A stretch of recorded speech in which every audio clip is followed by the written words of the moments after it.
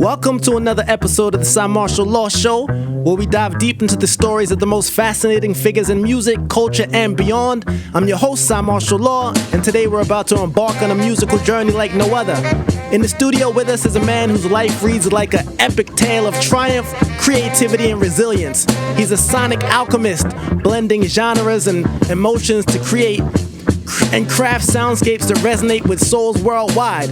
Listeners, I'm thrilled to introduce the multi-talented, the prolific, the multifaceted, the ever-evolving maestro of melody, known to the world as KAFEENO. His story begins in the heart of New Jersey, but his music echoes through the halls of major TV series, the silver screens of Hollywood, and the playlists of millions. From the gritty beats of rockbattle.com to the polished productions for Tiesto, Fox, Netflix, BET, KAFEENO has carved a niche that transcends boundaries. He's not just a singer-songwriter, he's a record producer, a visionary, and a beacon for independent artistry. His tracks have set the stage for shows like Sisters, Queen Sugar, and Dynasty. And if you've ever been moved by the music in LA's finest or found yourself humming along to Tales from the Hood too, you've experienced the KAFEENO effect. But beyond the accolades and the streams, there's a story of a man who puts God first, who's faced life's highs and lows, and who's emerged with a message of hope and harmony. Today, we peel back the layers of the artist, the producer, the human known as KAFEENO. Welcome to the show, brother. Thank you so much. Wow. What an introduction. I really appreciate you, man. That sums it up. Wow. Okay. Yeah, man. Peace, I'm so brother. happy to be here. Welcome. I appreciate you being here, man. You're a full-time celebrity in my eyes. I appreciate that. No doubt. Long time coming, boy. Let me tell you. Yeah. We've made a few tracks together, and this is the first time we've actually talked. So that's crazy.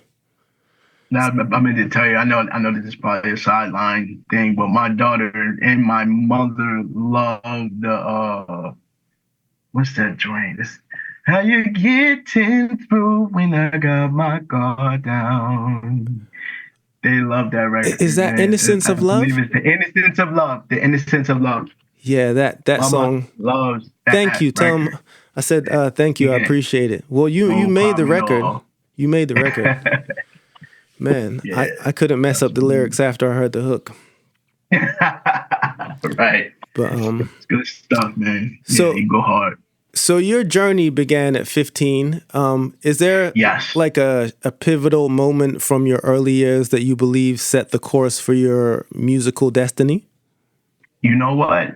So at 15, when you start making music, so I just want to give a shout out to my older sister, Keyshawn. She pretty much showed me music, different styles of music that just made me want to just go. And the first person that she ever showed me was Timberland. And I fell in love with his sound. And that's what made me just want to start making beats. I always knew that I could sing. I guess because I was hitting high notes and all that type of stuff at the time. I'm young, and people would make you feel like you singing high notes was not masculine. So I kind of shunned it for a while. And, songwriting didn't come till later. But just to answer the question, at 15, I had so many people that would hear me and claim that they knew somebody, like, oh, I know Timberland's Trash Man, stuff like that. And I would be introduced to a lot of people that, would claim that they can take me to the next level. And, I just had my heart broken a lot. There's a lot of people that tried. They really did try. So I don't want to discredit anybody in this show that of my past, anything like that. But there was just a lot of people that I ran into that really just didn't know what to do with me, because in one aspect I was singing, one aspect I wanted to make beats, and I was good at both. And it was just like, do you want to be an artist? Do you want to be a producer? We don't know what to do with both. So it was just, just even songwriting. I wasn't even songwriting back then. But I wasn't doing it to the extent that I'm doing it right now. So the pivotal moment for me was basically when J Records under Jive came down to New Jersey from New York just to see me. And there's an artist, shout out to Twiz. He came down to see Twiz. Twiz is actually from Philly. Very, very, very, very gifted MC out in Philly. He was 15. Yeah, he was young at the time, and I was producing, and they came down to see us. They met us in a restaurant in Morristown, New Jersey, called Posh, and we had an interview. And basically there was a guy there. His name was Quincy Jones. It wasn't the Quincy Jones, but there was a guy. His name was Quincy Jones, and he just looked at me. My mother was there, and he asked me, "How do you do what you do?" And it was just at that moment, it was just like, "Oh my God,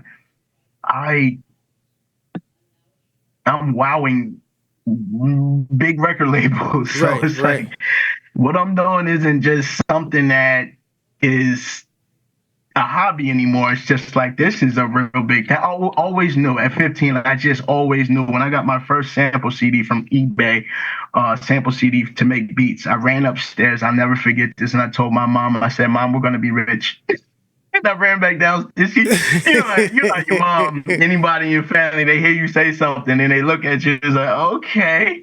Right.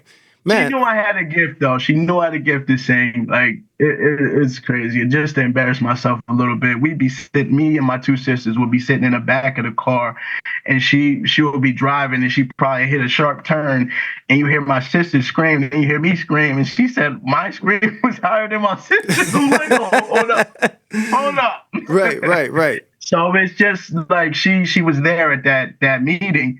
So she saw it firsthand for herself, and it was just like, wow, my mother is here, and she can actually see that her son is destined to go somewhere. Like, this isn't just a hobby. And she knew, but when they came down to see me, it was just like, whoa. Right. They're under Jive. Chris Brown is under Jive. Like, Jive is a huge label up there. So it's just like, wow, this is some new stuff. So that basically let me know I can't stop this. I can't stop. I have to keep going. So from that moment forward, I just kept going.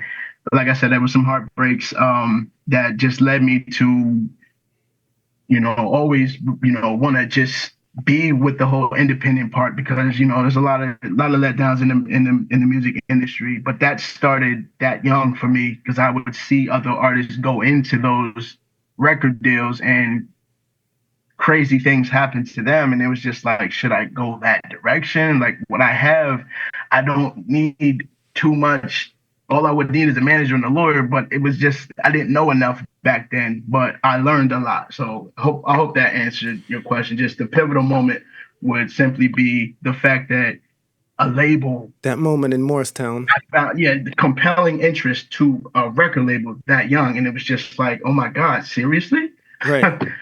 So I'm just like, okay, let's get it. It does sound all kismet. It does sound all meant to be, because I often wonder, how come some people so young kind of find their purpose, and other people can be going into their 40s and 50s and 60s kind of. Yeah, but it seemed, I don't want to say it came to you. You had to have worked to it too, but you found it. It found you. You found it early. So that's dope.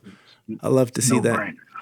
You went pretty far from that 15-year-old boy to now. Your music has been featured in major TV series and films. Is there maybe a particular project that resonated with you deeply, and any reason why?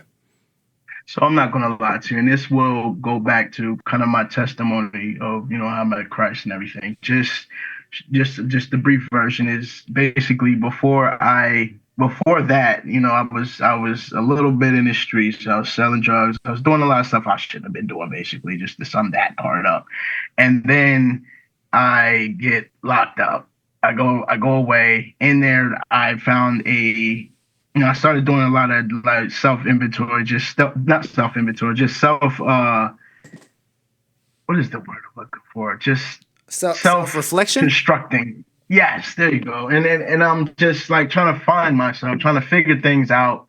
Went from atheism into Christianity, and I just came out with that. But I had a head strong for it. And when I got out of the whole situation, I had a passion to write music. In there was the first time that I had written a song, produced the beat, whole song in my head, and I never knew that I could do that. And of course, in there you don't have anything.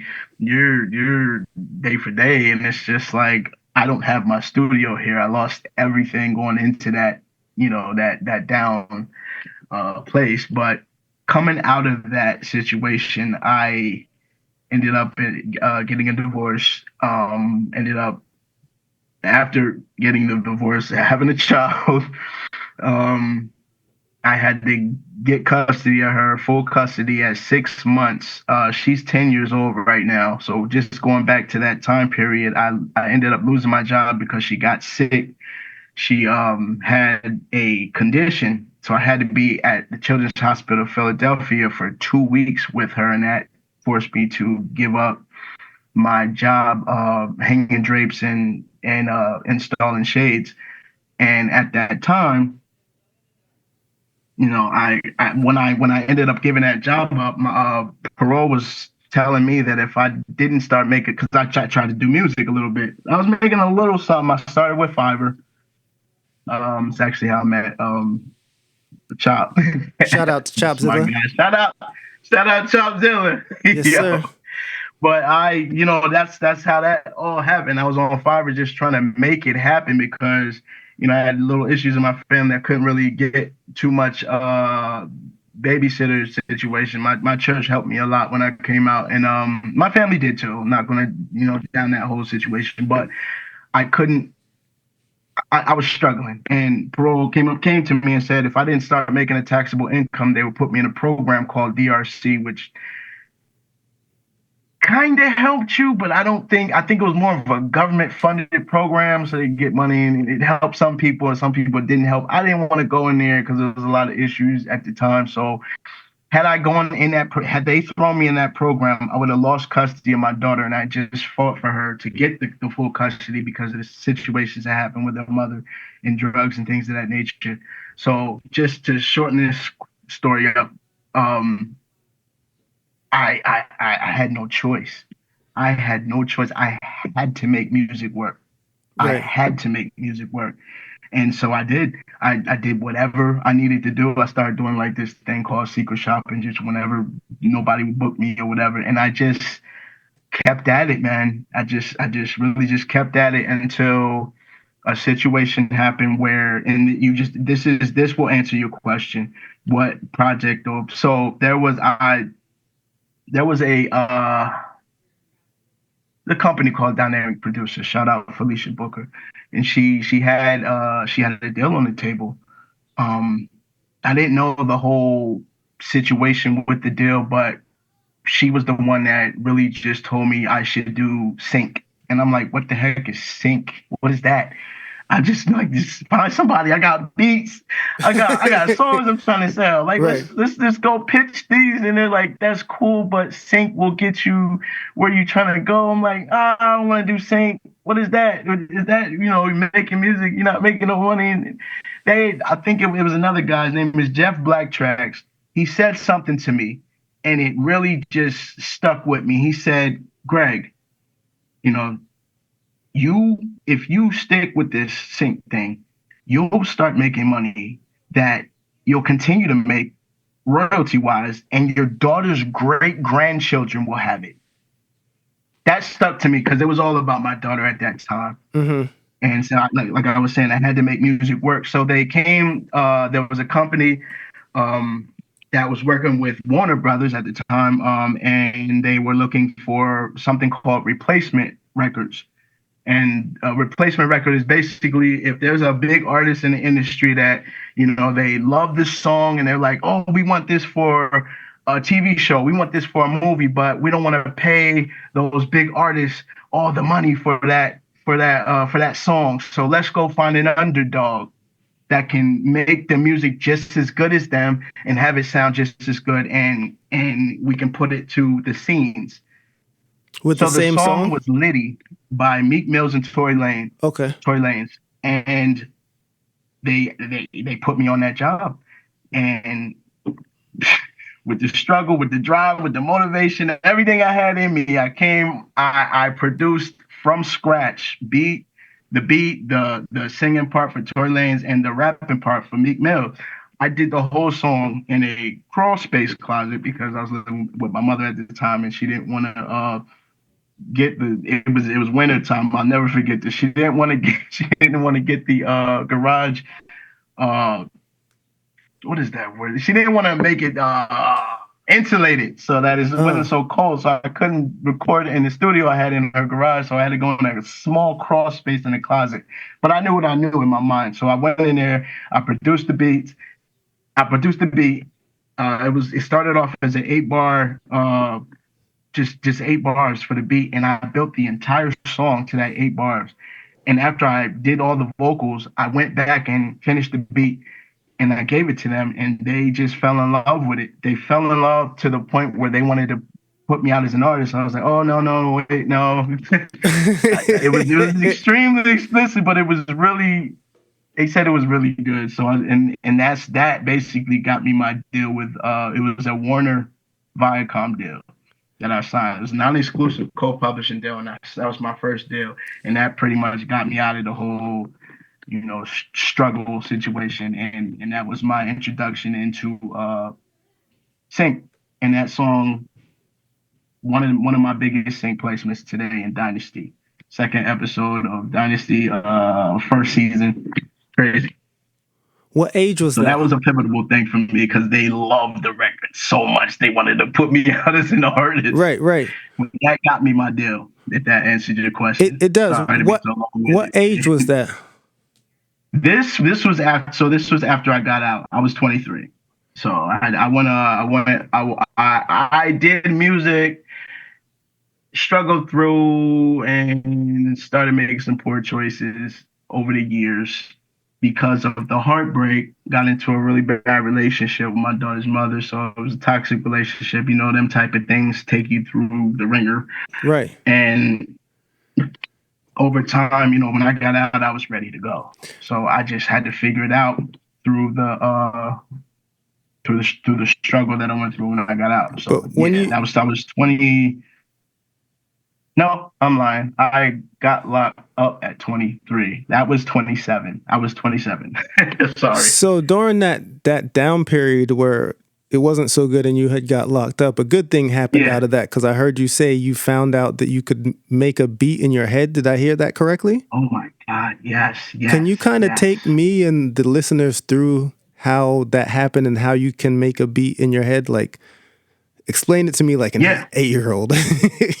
Oh my God, yeah, no, for real, sure, bro. So basically, I don't know. Like I thought when I was younger. So this part is more of a me thing, but the rest of it will be like people can really do this if they just use their imagination. Mm-hmm. So when I was young, even when I was locked up, I'll be in there and I will wake up with a tune in my mind that I never heard before, be it original or something that I just spliced together from something else that I heard. I would put it together and it'd be 100% original. But by the time the beat was being made in my mind, it was just, I would hear, I could do it right now for you. It's like just anything. And it'd be like a dun, dun, dun, dun, dun, dun, dun, dun, dun, dun, dun, dun, and I put the drums to it. We hear the kick. Right. And then I'll put a snare to it, and then from there just build the whole song. But the repetition stays in your mind. So from the repetition of that one melody, everything will come from there. And then I'll have the melody just playing in my mind for days, and then I'll start coming up with lyrics. So hopefully that kind of it does for me. For me, that sounds kind of. I can't even. For me, that sounds kind of mystical or spiritual almost. It's for real, like you have some type of superpower.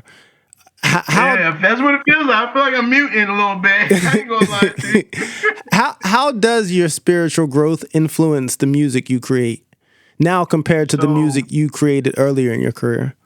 In the past, okay, so one of them, a lot of the music that I created in the past, so not to get too deep in this, but I had really bad depression and low self-esteem back in the day, and that really influenced my music in a sense to where I could produce something from a broken heart, whether it be a love song or we could just get down to the nitty gritty hardcore. You know what I mean? Like, Mm-hmm. just I have some beats that resonate with kids in the streets.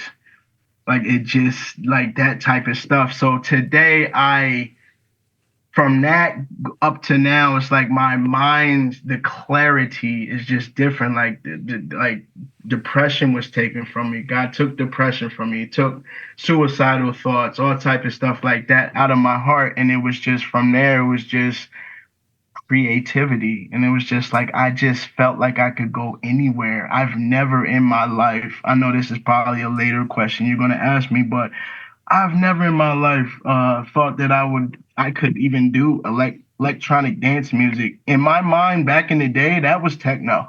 I didn't know anything about that. Right, right, right. That was all techno to me, and I stayed away from that. And so just what it did from before to after the spiritual thing, and after I got out, my mind, I wasn't so subject to just, I guess, hip hop and R&B. I could go anywhere now. Right. Just gospel. I could do, contemporary. I have two country records. That's crazy. Yeah, that is really what Timberland heard one of I them. want to hear those. He followed this group that I have on with this guy Marcus. Shout out Marcus. Very very skilled producer. We have a little sync situation called Day One Z, and Timberland got to hear one of the country songs we just did, and I've never done country in my life, and he loved it. I need to hear that. He's following us on TikTok. Timberland, crazy. I need to hear that immediately. Yeah. You already know. I'm gonna send it to you. You gonna get linked up, bro, for real. Speaking about like crossing genres, is there a genre you find particularly challenging or even rewarding to work in? Well, as far as challenging, I want to say EDM because, woo, boy, I never did it before. So it's like the songwriting, I'm so used to, I came out of R&B. So, R&B is either I love you or I hate you, and, I want you to just go away. And, I hope the guy that you're with now, you guys don't make, how the whole thing goes. Yeah, already know. So I'm just getting out of that and coming to a place with EDM. There's a lot more indirect lyrical integrity to it. So where you're talking about something, but that something can easily be translated to another situation. It's not just one situation. So learning how to write a song that can highlight three different situations. Like a person will listen to it, one person will think this, another person will think that, and another person will feel this because it resonates with something they've been through. So EDM, because I'm signed to a company called Vandalism Sounds. That's actually how I got to Tiesto. Shout out Bart. And that it was hard at first. I'm not gonna lie. Rewarding. A genre that was rewarding, I would have to say house music, bro. I'm not even gonna lie to you. Now going back from hip hop and R&B, that will always be my first love. But I gotta hear your house music, joints. It's just, what you say? I gotta hear your house joints. Oh my goodness, yeah. It's like I do it. I feel like I could just do it, and then a lot of it, like having a daughter. And having, raising her by myself as like a dad mom, she's right there listening to everything. So I've ghostwritten music for artists, mainstream and independent artists in New York City. And she would be there for most of it because I, babysitting and everything. So she's been listening for a long time. She knows a lot of the songs. And then what helped me to like kind of convert to other genres seriously was the fact of her asking, "Dad, what does that mean?" Right. What's a thought? You know what I mean? Right. Hold on. Does she look like she's gonna be musical and take kind of after Oh you? my Because it sounds like she's goodness, grown up right up in it because of the She situation. she can sing and she can play the piano. She's Oh 10, but she man, started when she was 7. Yeah. wow. So I'm just like, So and she got the gene. I She, can't even say the name of this artist because I signed a non-disclosure agreement, but she is featured in a beat that I created for a very, very, very mainstream artist. I can't even go into detail, but she's already getting royalties. what is So the yeah, artist she'll name rhyme with? that's in it for her. KAFEENO, she has a place in KAFEENO music. What is the artist name rhyme with? Give me in trouble. You didn't say it. You just Listen. if you say fake, I won't know it's Drake. Dang, yo, I wish because if I say it, you'll know. You'll absolutely know. It's gonna be something easy If I like say Rake. Sonic, Sonic. I can't do it, bro. I'm sorry, because I, you know what I mean? Like my loyalty and my reputation. We'll talk after this. We'll talk after this. All You right. already know. So I can't publicize it, but you the homie, so we gonna talk. all right. So you've worked in independent and mainstream. If you had some type of advice to give to maybe a younger version of you before all of this happened, what advice would that be? Oh my goodness. Please, please, please, whoever's listening to this right now, sign up for a performance rights organization or you will not get paid.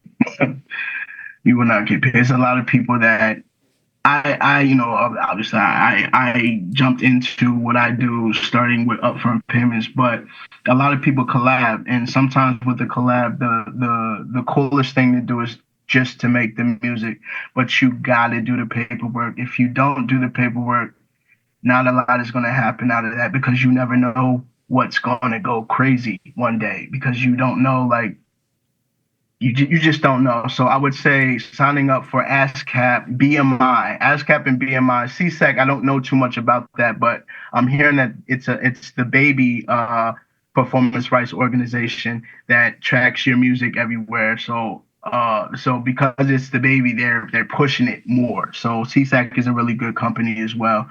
Learn about publishing. Don't be afraid to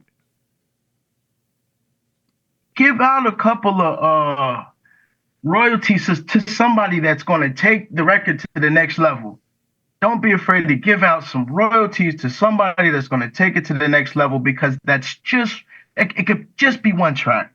If you give 50% away of one track and you do another track and give 50% away of that track, that's still 100% of something that you have that two people are helping you push. Mm-hmm. And a lot of people get so caught up in I want to keep 100%. I want to keep this. I want to keep that. 100% of nothing is nothing. Mm-hmm. That's so great advice. I think that's the biggest one because I run into it so much with the people that I'm actually trying to just help. It's just that's the biggest thing. Please sign up for a performance rights organization because you need your performance royalties and your mechanical royalties tracked so that you do get paid for what you're doing because you deserve that. You deserve that. And what is the best way for someone to get into like the sync business? So the sync thing. So here's a cool thing, and I'm glad we're doing this. I'm glad you have me on your podcast for this because I want to say it. I want to say this publicly. So I'm actually signed right now to a company called Audio Sockets, and my deal allows me to be a plug to help people get their music in sync. Ding, ding, ding, ding, ding. Get their music into sync. So you can come, we can talk. I don't have a course or anything like that right now, so I'm kind of just giving it away free because I care. But as it begins to get crazy, I'm gonna have to just build a course out and really just show people because a lot of people hit me up about it, and I'm happy because I told myself that this year I've taken a lot of money out of the industry, and this year it's more for me about the ROI for my collaborators. I want to see the people I work with make money too, and I'm sold on that goal. I really want to do that this year because there's money to be made. There is money to be made. Well, we definitely got to talk after this. Yeah, you already know. I get paid a significant amount every 3 months from BMI from everything I've done. The songs I've done with celebrities, the songs I've done on film and television, the songs I've, this and the stuff that I collaborate just when people book me and things of that nature. So it's always gonna be there until someone's gotta blow up BMI or ask him. I'm not saying that I'm gonna do. I love everything that's happening right now. You probably edit that part out, but it's always gonna happen. You know what I mean? It's money that's never gonna stop. The person who made Friends, I'll never forget this story. The person who made the theme song for Friends, I'll be there for you.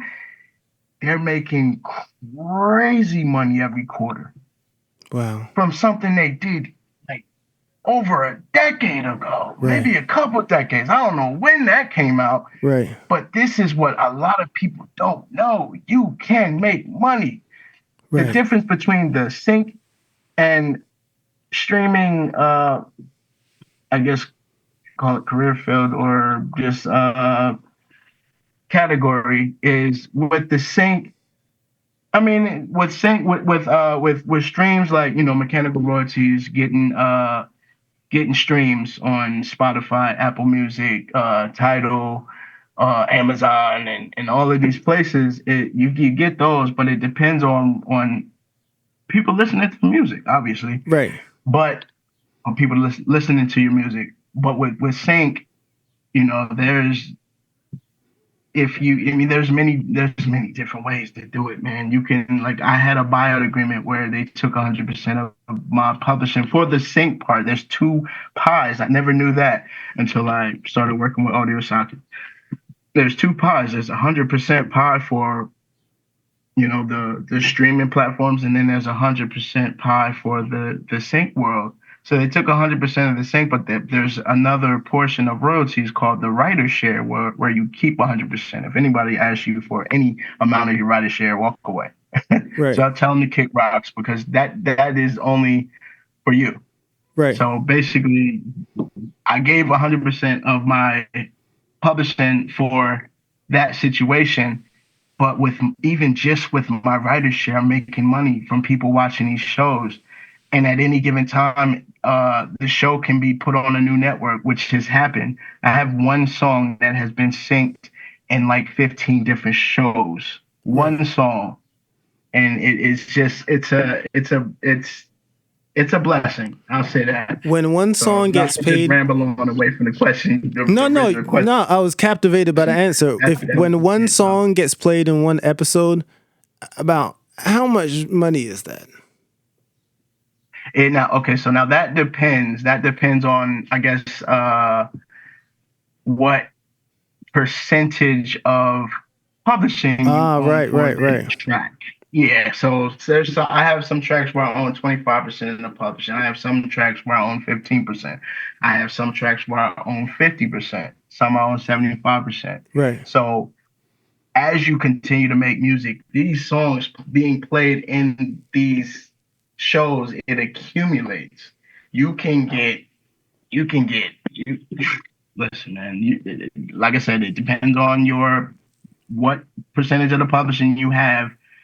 But you can, with the writer share, it's a little less. But like I said, if you're publishing it with someone else, know that they're going to be putting it out because they're making money off of it too. Right. They might get a bigger percentage, but you're still making money. And if you continue to make music that gets synced, that money adds up. Right. The song I have on LA's Finest. LA's Finest is it's a discontinued show with Jessica Alba and Gabrielle Union. But people still watch it because it's still playing on certain networks. It was on Spectrum Original, and then Fox picked it up, which means it's a bigger check for me. Right. crazy. Like, and it's still getting synced. So just to answer your question and not to evade from it, It was a I great answer. mean, yeah, I man, just learned a lot. I hope the listeners learned and paid attention and took notes.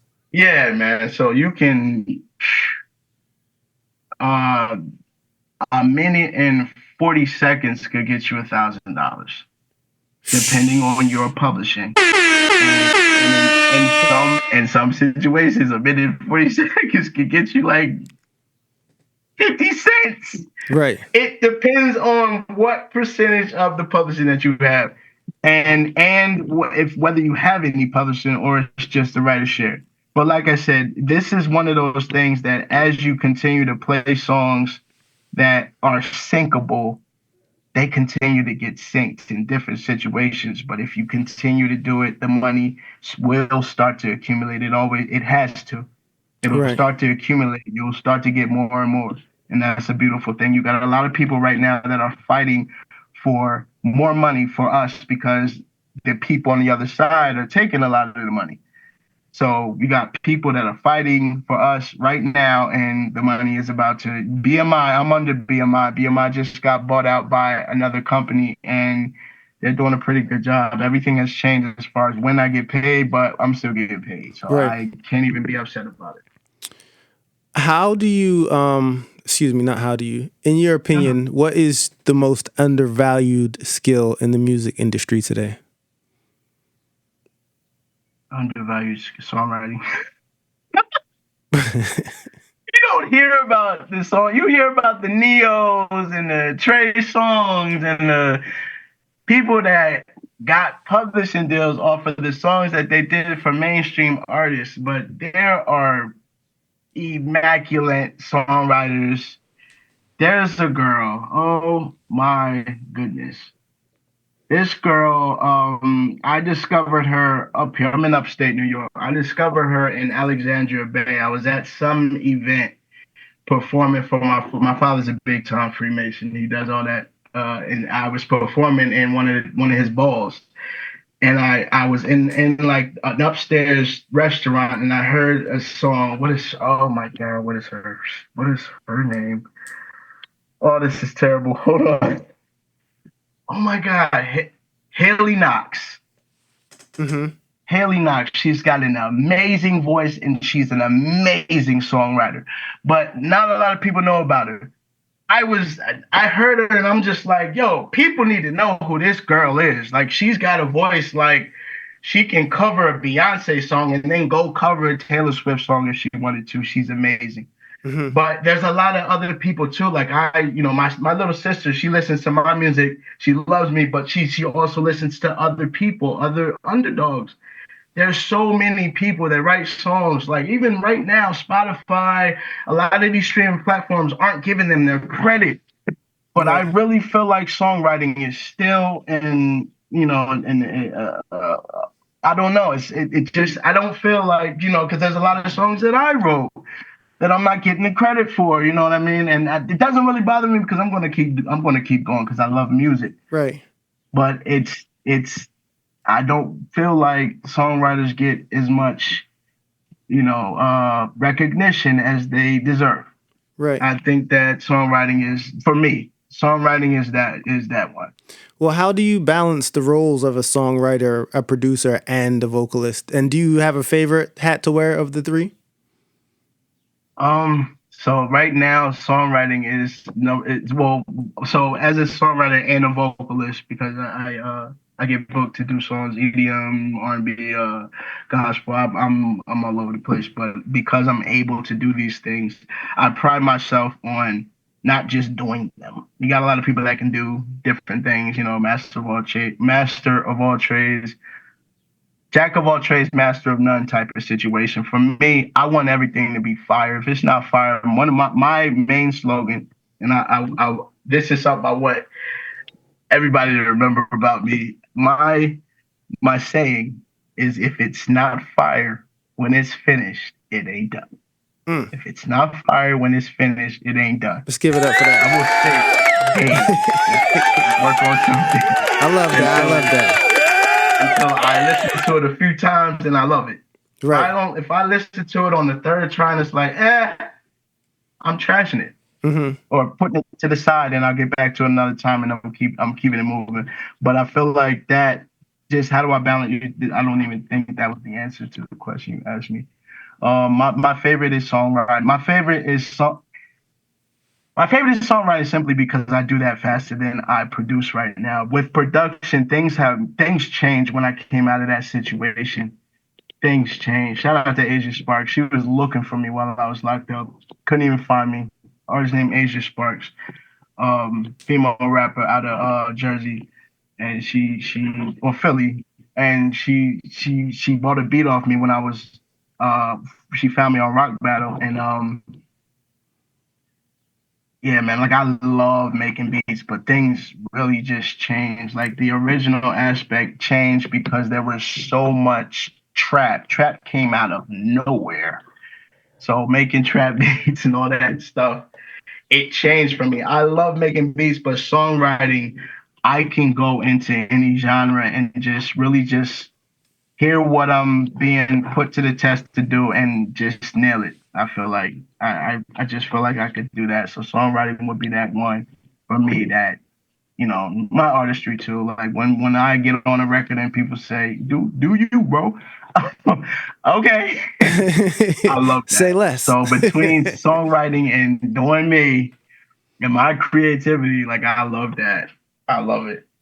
So, what is a piece of wisdom you gained from working with Grammy winner The Rockwilder that you carry with you to this day? Bro, wow. This is an amazing question because I don't think a lot of people know this. So, at the time I was working with Rockwilder, when I caught the charge. It was an armed robbery, and shout out to Rockwilder. And but he still messed with me. He followed me on Instagram. I love him, man. He taught me so much. He schooled me to the game. So one of the biggest things he told me, basically at the time where I was just acting stupid out there, he was working on a 5-track production deal with Rihanna, and the saying. I mean, not the saying. So the plan was basically if she wanted a record, don't go crazy with the number. Do not go crazy with the number because you want her to take the record. So even if it's $2,000, take that.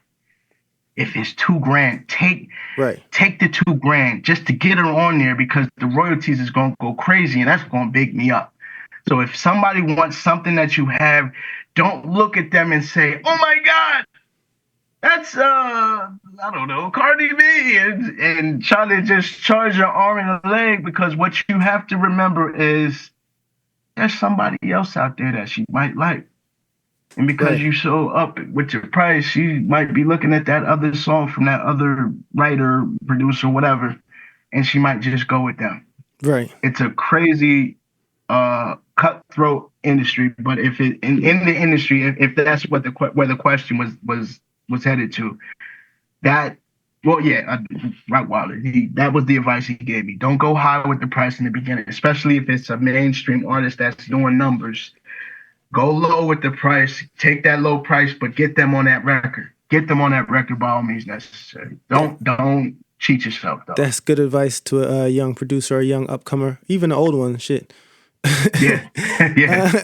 You've had your music featured on platforms like Netflix, BET. Is the process of creating for these platforms different from others? So, I want to say, so for the BET situation, I wasn't involved in getting pushing that to them to get the play. The people who was pushing my stuff was involved in getting that to that network and everything. And shout out Tyler Perry. So with the whole sister situation, just getting there. So I would say this: if you know that somebody makes a certain type of music, don't just make something that you think they would love. Go listen to what they're doing. Right. Listen to what they're doing. If a brief is like I get briefs. So a brief is basically when something is given to you to let you know what they're looking for. Match that. They'll give you a reference record. Don't make it sound like the reference record. Make it sound, capture the vibe of the reference record and do that. That's a hard thing to do sometimes, especially when you're first starting out. It was hard for me.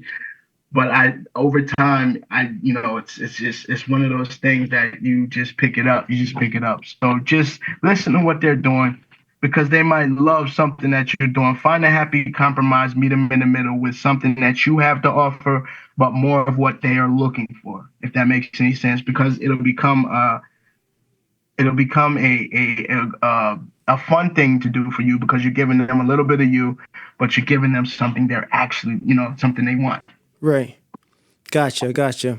Can you share an instance where a mistake or chance event in the studio turned into something brilliant? Let me see. You know what? Yes, I can, and I don't even care how they feel about this because I love them still. So that I was working with a girl group.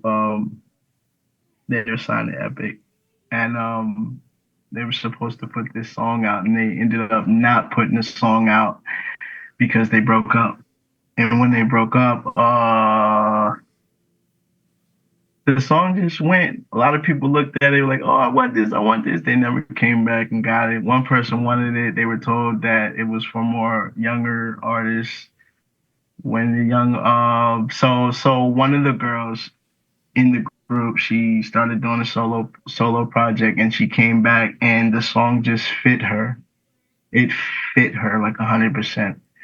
And she went along with the song. And as far as a mistake, like my mistake was thinking that it was gonna go big, not knowing the full situation of what was going on with the girls. It was just a whole big mess. Shout out to them. But it wasn't meant to be. So they went their separate ways. They're all doing amazing things. But this one girl, she purchased the whole song I wrote for a girl to sing, for a girl or a girl group. And it was actually written for Keisha Cole. You can keep that in there. Wow. Keisha Cole didn't want it. She wanted to go write, whatever. Shout out Keisha. Shout out Keisha. Now you can take it out. But no, she kept the girl. She came back to me, and she ended up buying this song. So the aspect that I feel like the mistake was, thinking that it was going to go big with that group. It was a hit. It would have been a hit single, but they didn't stay together. So the one girl came back, and she heard it.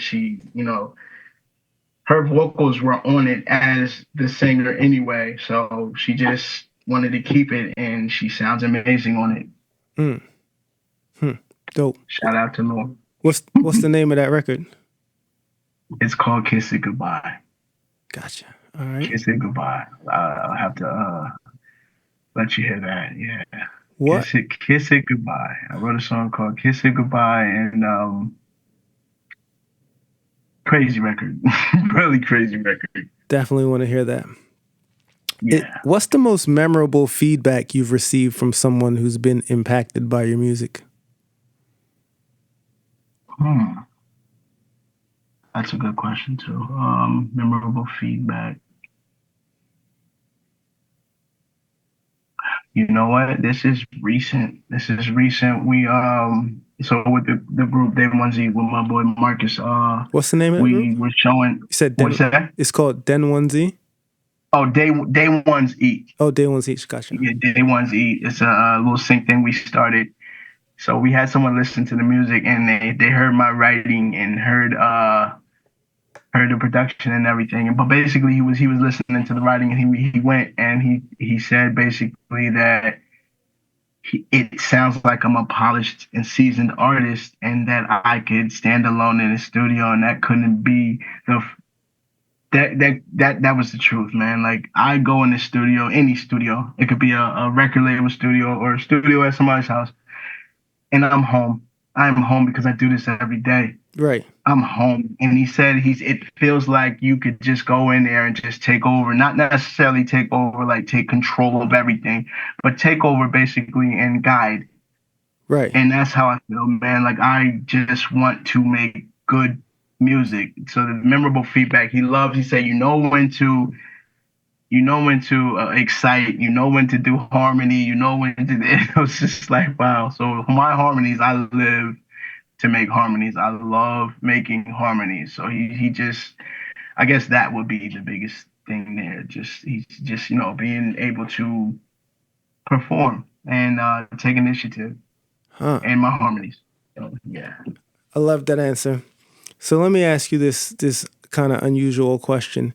Let's imagine your musical style was a color palette. Which colors would dominate, and what new shades would you invent? Oh wow, that's a very creative question there. So I think orange, red, and orange, red. I don't know why. Yellow, black is not a color, it's a shade. So orange, red, and yellow would be up there, dominating. And the second part of that question was what can be created? What new shades would you invent? What new shades would I invent? I would do a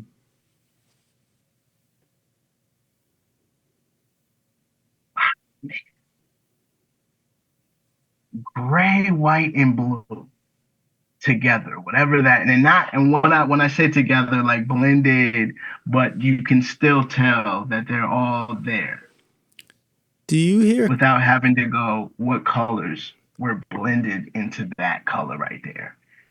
Like they would go together, if that makes it does? any sense. It does. It I does. didn't even think I could answer that question, but it It came was a out hard like so clear question. because I see colors. It's the weirdest thing. That was kind of why I asked you. I wanted to know if you Wow. saw colors when you made music Okay. Yes. Yes. since Yes. I, since I, I early, do. like always. Because I Huh? do. I do. Ha- Okay. Okay. Like when I hear music, I can sense I see that. I sounds. can sense that. Wow. Wow. I never knew how much. That's crazy. And I read a lot of autobiographies, and Miles Davis says the same things happen to him. Wow. I didn't know it was a Okay. thing until I read that book. I was like, oh, this happens to other people, so I'm not crazy or Yeah, I something. was getting ready to say like, that's a strange question. I don't even know how to answer that, my brother, but it just came out because they were right there. I was like, Yeah, wait, Rick, no, no. I was gonna connect Like, it back. wow, yeah, no, I gave you the truth though. Wow. What's the most unexpected object in your studio that's inspired a beat or lyric? Hmm. Okay, this could get really strange. Hold on, because okay, this is going to be a twofold question. Now this part of it is just it's going to sound a bit facetious, but where my townhouse is, there's some trees on the side of the house, and I don't know why, but at a certain time of season, the stink bugs come in and land on the window sill, and they get in. And at one time, I heard buzzing, and I was in the booth. I was singing something. And I heard the buzzing, and I'm like, "Oh, is that a bee?" So I kind of like swatted and moved all crazy. The mic fell. I was like, "Oh, wait a minute!" But there was a sound that came out of a bug coming in and buzzing like it was a bee. I don't know why they do that, but that happened, and it created this like it was the way the mic hit the ground with the Chaotica eyeball on it. Shout out Chaotica. I was one of the first people to buy their product when it came out when I first signed the Warner Viacom deal. Shout Mm. out Chaotica eyeball. Really good product. I think their slogan when they first came out was "Come out of the closet." Oh, Because wow. the studios be in the closet when you first starting out, but Right. this thing, yeah, Wow. This thing, you just put it around your microphone, man, and it's like it's a whole soundproof booth. Sounds like a $40,000-$50,000 studio quality. Huh. It's crazy, but it works like that. So the mic fell with the chaotic eyeball on the ground and the sound that it made. I'm like, oh, I could layer that to a snare. Hold on. Did you end up doing it? I did. I definitely did. How'd it turn out? Oh my goodness. Yeah. So it's in a beat that I'm actually pushing right now called Threats. It's actually in there. And then I actually went and got a sound effect of not I couldn't find an actual stink bug buzzing, so I found a fly to put in there. It's crazy. I definitely gotta let you hear that. It's wild. Art It's very comes to wild. life. It's on the market. It's there, bro. So If yeah, so that was the first time. The second time, I had a pen that fell. I have a trash can in the studio. The pen fell and it came down on the trash can. I don't know if you can hear this. It fell the way that it fell down the trash can. I'm like, oh my god! And then that was one of them. My daughter comes in and makes this noise, and I'm just like, I'm sold on both of those two sounds. I can't make the noise. But there was just a lot of stuff happens here, man. Especially when she comes in unannounced, and I'm telling her I'm recording. Like, please don't come in the studio. But yeah, so that the sound, yeah. So I hope that answers the question. It does. If you could collaborate with any artist from the past or the present, who would it be, and what kind of project would you work on? Oh my goodness. I have two, but I'll give you one. Believe it or not, one of my favorite artists, rap artists, Lil Wayne. Believable. Young Carter. Huh? That's very believable. Yeah, and it's simply because one thing I wanted to do when I started writing songs, like I came straight from being a lyricist, and like I was saying before, I kind of shunned singing before, but I came straight from being a lyricist. So one thing I like to do with songs that's not so popular today is punchlines. And he's for me, just my biased opinion, he's the punchline king. The punchline king. I've heard you say some stuff that I was like, whoa. Wayne is in another league. Wayne does it for me, man. Wayne, you're a pretty good artist too, man. But like Wayne, wow. Wayne is top tier. He's just like it's like a poet. I can't even describe what that man does, man. But I don't try. Like I just, it's just in me. Like I'll come out with some stuff. Like I think it's a later question that you have about this song. I did one of my singles, Hard to Get, and it's just putting punchlines in the lyrics so that people can listen to the song for a second time and hear something that they didn't hear the first time, like little jewels in there, like an Easter egg hunt. Well, yeah. The question was, what was the story behind your single "Hard to Get"? Was there a specific inspiration for it? You know what? I'm gonna tell you the truth. So there was this girl. She actually wasn't even playing Hard to Get, but I just wanted to make a song to let her know that I knew that she was on the market somehow. Birdie told me. And I just kept going. She was Spanish, extremely beautiful. And I just, man, yeah, so that song, you know what? It was so crazy. Like you hear the beginning lyrics of the song Hard to Get, and it says, She said I'm out of your league. And then I go, but that didn't stop Jordan, girl. Like, you know, Michael Jordan started golfing. That wasn't for him. He did it anyway because he was a risk taker. Mm-hmm. And then I'm just like, I could be your 2-3.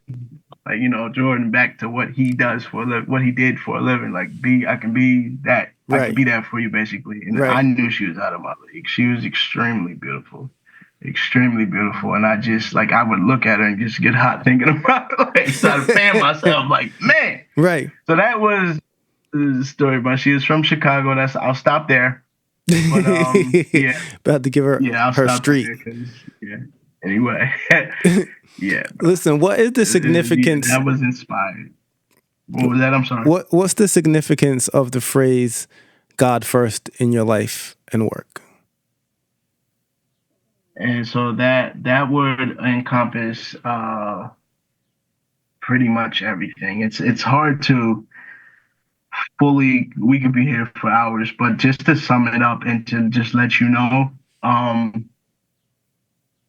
so I'm trying to raise my daughter up right. I done did a lot of crazy stuff in my life, but God got to me and He changed me. Took suicidal thoughts out of my mind, took depression out of my mind, took self-hatred out of my mind, took hatred toward people that I was gonna come home and do something to out of my mind. Yeah, helped me to forgive people, and he changed my life, man. So when I say God first, He did so much for me. I didn't know even to ask. I just chose to get into the Word and read, and it just. I have a testimony album that I haven't even started writing, and I feel bad because I couldn't start writing that album when I first got out because of what I told you earlier on when parole came up to me and told me that if I didn't start making the taxable income, they would put me in this program. And then had I gone in that program, I would have lost my daughter. So God first is just, I have things in my heart that I still want to accomplish. And I know that everything that He's already blessed me with, just when I said yes to God, doors just started opening. And that's not to say that I don't get rejected. I still get rejection, but it's not about those rejections because rejection is a part of success. It's all them open doors that are still opening, that God is opening. And it's just like, so wait, let me ask you this. Got things for someone, go ahead. For sorry to cut you off. I wanted to make it clear for someone, a young kid who out there might be listening. For someone, a young kid who just listened to what you said, and they might think, how do I say yes to God? How would you answer that? Because in their brain, they might just be like, can I just say yes? For me, yeah. So it comes with a relationship for me. Just if I'm able to even allow to, because I it's easy to get shunned when you go too deep into detail with what you believe and all of them things like that. But right. Oh my goodness, I'm calling back. For me, it's Jesus Christ, bro. Like Jesus is everything to me. You gotta have your life right with Jesus to find out who He is. It's like when they say when you meet somebody, it's good to get to know them. If they're requiring you to trust them, it's hard to trust anybody if you don't know them. And basically, I was able to read in there, and I read the Gideon's version of the Bible, and it changed my life. I can't tell you how it happened. I didn't do anything to make it happen. I started reading that book, and it started reading me, and it started to change me. And I can't tell you how this book that was written over 2,000 years ago started changing my life. Right. But it did, and it opened it. He didn't just take depression, suicidal thoughts, and things of that nature out of my heart and changed my heart, but He cleared my mind of things that I wanted to do, things that just different things that I had in my mind that weren't right. I may have, had I not have started reading the Word, I may have felt like I needed therapy for, because there was so much darkness there. He just took it, and I have a whole lot to give to the youth that are heading in the direction that I was going with messing around with weapons and things of that nature, hanging around with the wrong people, all types of things, man. And it's just, I have that to share with them. So just to answer the question with in specifics, give Jesus a chance. Not Mormonism or the Church of Jesus Christ, not the Jehovah's Witnesses, just Christianity. It changed my life. It changed my life. I'm not going to lie to you. It's God. Jesus changed my life.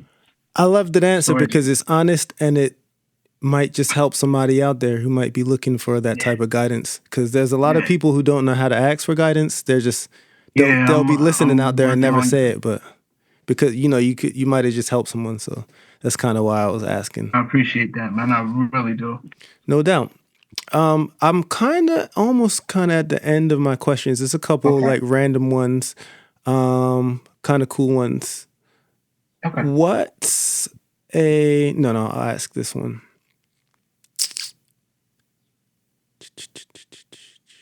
If your music had the power to transport listeners to a specific place or time, where would you take them first?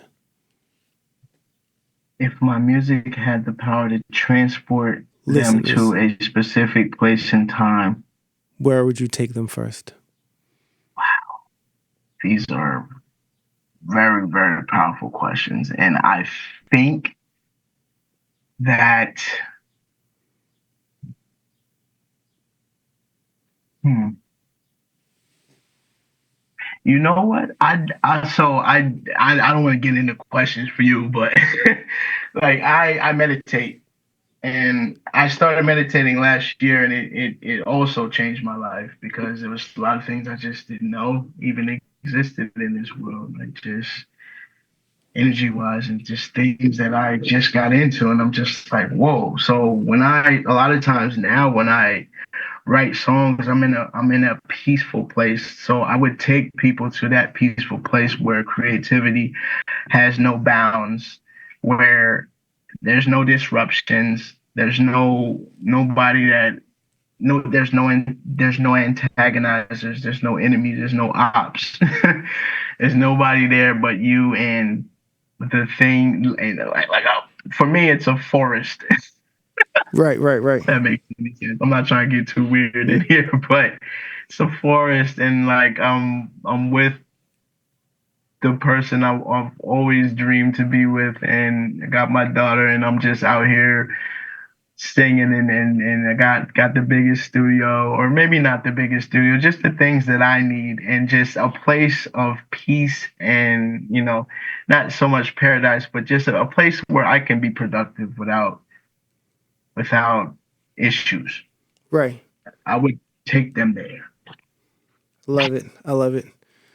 How would you score the soundtrack of life post 2020? And what instruments would you use to capture its essence? Post 2000, so after COVID, Yep. definitely trumpets. Yikes. It's about to go down, huh? Some type of horns, man, because we didn't know where we was going when that whole situation happened. It looked like the could have been Armageddon. You had COVID happening, and California was burning down. Right, right. Man, listen. You didn't know what was going on, man. So I would use trumpets. I would use definitely a brass section. And it would be some type of Renaissance sound, man. Like just if I could if I could if I could give you a reference track, the reference track would be We Gonna Make It. Not that song, but just the instrumentation by the Locks. What was that? Jadakiss and Styles. Them two went back and forth. Yeah, man. I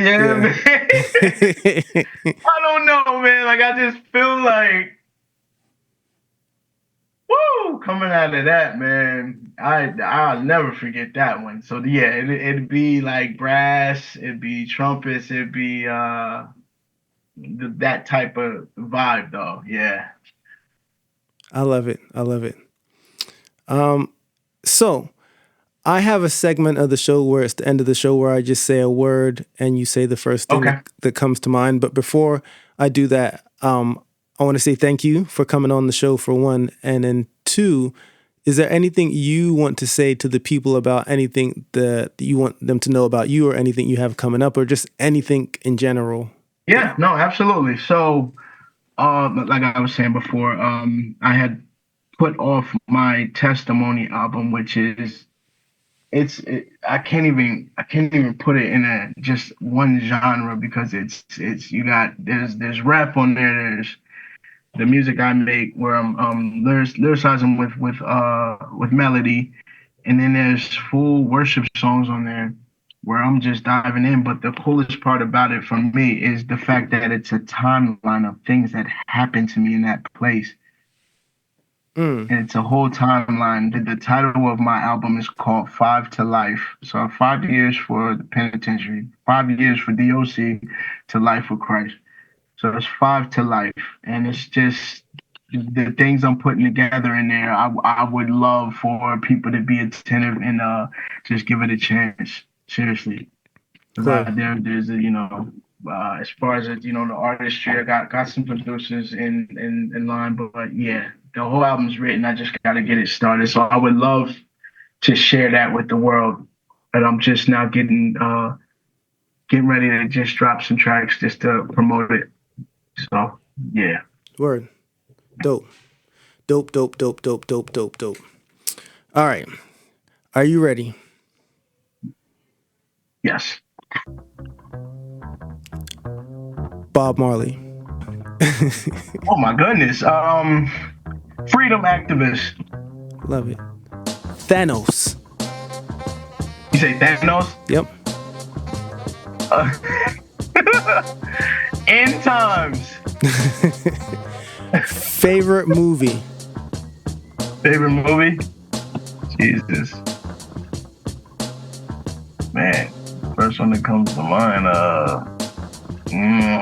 oh my God, yeah, I've seen this one when I was away, believe it or not. What the heck is it? The Book of Eli. Prince. Purple. The Boondocks. Oh man, Uncle Ruckus. Is that? Am I able to say that? Yeah, that's acceptable. All right. Pyramids. Oh. Ooh. True. Black Panther.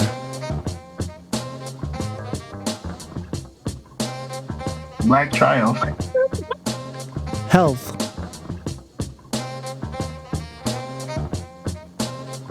Health is wealth too. If it's not just one word. Health is just as much wealth as money.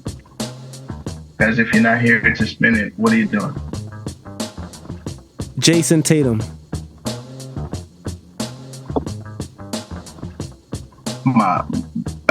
Jason Tatum.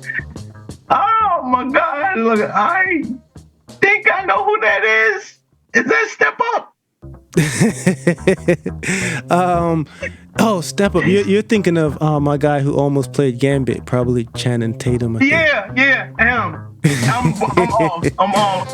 That's exactly. That's who I'm thinking about. That's my white boy. He almost played Gambit in X-Men. I wanted him to play Gambit. Are you serious? Yeah. Oh, they killed that role. I'm hearing that he might show up in Deadpool vs. Wolverine as Gambit in like the multiverse. I need to see that. Yeah, I'm on top of that. I digress. So last one, Love. Fearless. I love it. Well, my name is Cymarshall Law. His name is KAFEENO. This has been another episode of the Cymarshall Law Show. We thank y'all for listening. Until next time, peace, love, and positive energy. And we out like that. Peace. Peace.